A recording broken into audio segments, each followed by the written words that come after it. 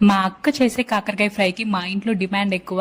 ఓసారి ఈ విధంగా ట్రై చేసి చూడండి, మీకు డెఫినెట్ గా నచ్చి తీరుతుంది. ఈ విధంగా చేసుకుంటే ఫస్ట్ అయితే కాకరకాయని చిన్న ముక్కలుగా కట్ చేసుకుని ఉప్పేసి పక్కన పెట్టేసుకోవాలి ఒక అరగంట పాటు.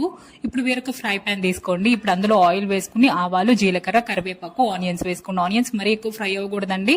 ఇప్పుడు ఇందులో సన్నగా కట్ చేసుకున్న కాకరకాయ ముక్కలు కూడా వేసుకుని చక్కగా మనం మూత పెట్టేసి లో టు మీడియం ఫ్లేమ్ లోనే మగ్గించుకుంటూ ఉండాలి. ఇప్పుడు మిక్సీ జార్ తీసుకుని అందులో కారం, ఉప్పు, జీలకర్ర, అలాగే వెల్లుల్లిపాయలు, కొంచెం కన్సిస్టెన్సీ కోసం అని చెప్పేసి పుట్నాలు కూడా వేస్తున్నానండి. ఇవి పౌడర్ అయితే చేసుకోవాలి.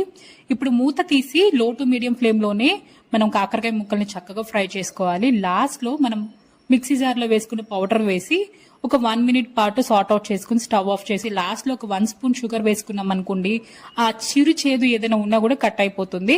తప్పకుండా ఇలా ట్రై చేసి చూడండి.